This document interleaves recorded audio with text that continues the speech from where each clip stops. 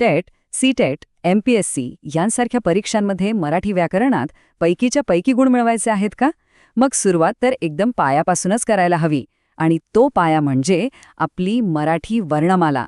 आजच्या या मार्गदर्शिकेत आपण हाच महत्त्वाचा घटक इतक्या सोप्या पद्धतीने समजून घेणार आहोत की व्याकरणाचा पुढचा प्रवास एकदम सोपा होऊन जाईल. तुम्ही कोणतीही स्पर्धा परीक्षा देत असाल, एक गोष्ट लक्षात ठेवा, ह्या टॉपिकवर प्रश्न हा असतोच. म्हणजे बघा, हे मार्क तर आपले हक्काचे आहेत, फक्त थोडं लक्ष द्यायची गरज आहे. मग आज आपण काय काय बघणार आहोत, पटकन नजर टाकूया. सगळ्यात आधी वर्णमाला म्हणजे काय ते समजून घेऊ. मग त्याचे प्रकार, स्वर आणि व्यंजन हे डिटेलमध्ये पाहू. त्यानंतर परीक्षेचा सगळ्यात आवडता भाग म्हणजे वर्णांचे उच्चारस्थान. आणि शेवटी काही महत्त्वाचे पॉइंट्स आणि थोडे प्रॅक्टिस प्रश्न, म्हणजे तयारी एकदम पक्की. चला मग एकदम बेसिकपासून सुरू करूया. वर्ण हा शब्द ऐकायला मोठा वाटतो, पण याचा अर्थ एकदम सोपा आहे. आपल्या तोंडातून जो मूळ आवाज बाहेर पडतो ना, अगदी सगळ्यात लहान ध्वनी, त्यालाच वर्ण म्हणतात.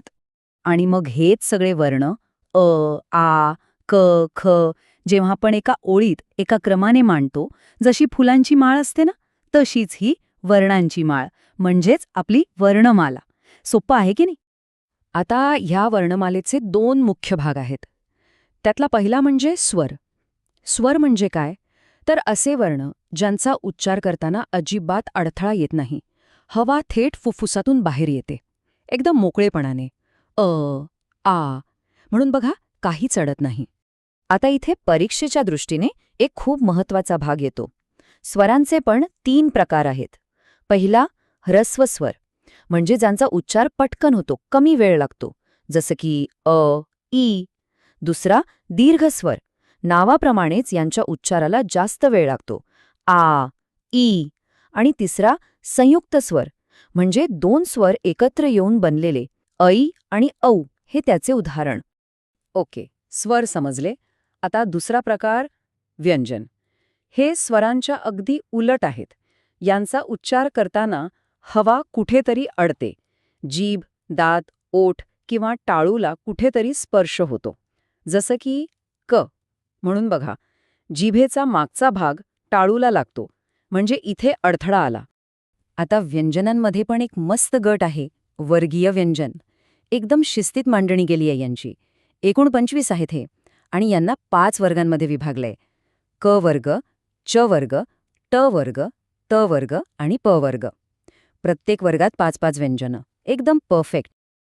बरं, त्या 25 व्यंजनांशिवाय काही व्यंजनं अशी आहेत जी कुठल्याच वर्गात बसत नाहीत. त्यांना आपण अवर्गीय व्यंजन म्हणतो. यात येतात य, र, ल, व, श, श, स आणि ह, ळ. आत्ता जो भाग येतोय ना, त्यावर स्टार मार्क करून ठेवा. उच्चारस्थान म्हणजे कोणता वर्ण तोंडाच्या कुठल्या भागातून उच्चारला जातो, हा परीक्षेचा अगदी हुकमी एक्का आहे. जसं की क वर्गातील वर्ण कंठातून येतात, म्हणून ते कंठ्य. प वर्गातील वर्ण ओठांच्या मदतीने बोलले जातात, म्हणून ते ओष्ठ्य. हा टेबल खूप खूप महत्वाचा आहे. याशिवाय 3 विशेष वर्ण आहेत जे आपल्याला माहीत हवेत. शब्दावर जो आपण टिंब देतो तो आहे अनुस्वार. शब्दाच्या पुढे जी 2 टिंब येतात तो विसर्ग, जसं की दुःख मध्ये. आणि नाकातून जो उच्चार होतो त्यासाठी वापरतात चंद्रबिंदू. ठीक आहे, तर थिअरी तर समजली. आता जरा परीक्षेच्या अँगलनी बघूया काही आकडे, काही शॉर्टकट्स जे नक्कीच उपयोगी पडतील. आणि सुरुवात करूया या आकड्याने 25. आता हा 25 आकडा लक्षात ठेवायला एक सोपा शॉर्टकट आहे. वर्गीय व्यंजनांचे वर्ग किती? 5. आणि प्रत्येक वर्गात वर्ण किती? 5. झालं तर 5 गुणिले 5 बरोबर 25. इतकं सोपं आहे हे. आता विसरणार नाही. आता एक महत्वाची गोष्ट, परीक्षेत कुठे मार्क जाऊ शकतात ते पाहूया, म्हणजे आपण त्या चुका टाळू शकतो. पहिली चूक, रूला अनेक जण दीर्घ स्वर समजतात, पण तो ह्रस्व आहे. दुसरी, ल आणि ल यांच्या उच्चारातला फरक लक्षात ठेवायचा. आणि तिसरी, अनुस्वार आणि चंद्रबिंदू यांच्या वापरात गोंधळ करायचा नाही. चला, आता तुमची पाळी. बघूया किती लक्षात राहिलंय. पहिला प्रश्न, खाली दिलेल्या पर्यायांमधून ह्रस्व स्वर ओळखायचाय. पर्याय आहेत ए, आ, बी, ई, सी, ई आणि डी, औ. विचार करा. उत्तर आहे सी ई. अगदी बरोबर. कारण आ आणि ई दीर्घ आहेत आणि औ संयुक्त स्वर आहे.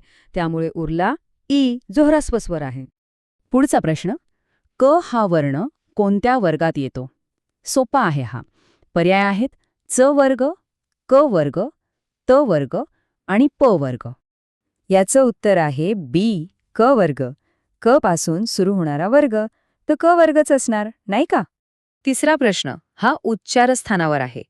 प या वर्णाचं उच्चारस्थान कोणतं? दंत्य, कंठ्य, ओष्ठ्य की तालव्य? उत्तर आहे सी, ओष्ठ्य. प म्हणून बघा. तुमचे दोन्ही ओठ एकमेकांना चिकटतात, म्हणून हे ओष्ठ्य. आणि हा शेवटचा प्रश्न सरावासाठी. या चिन्हांपैकी अनुस्वार कोणता आहे? अगदी बरोबर. उत्तर आहे बी, अन. वर्णाच्या वर दिलेला टिंब म्हणजे अनुस्वार. तर अशा प्रकारे आज आपण मराठी वर्णमालेचा संपूर्ण अभ्यास केला. मला खात्री आहे की आता तुमचा हा टॉपिक एकदम पक्का झाला असेल आणि परीक्षेत यावरचे गुण तुम्ही नक्कीच मिळवणार.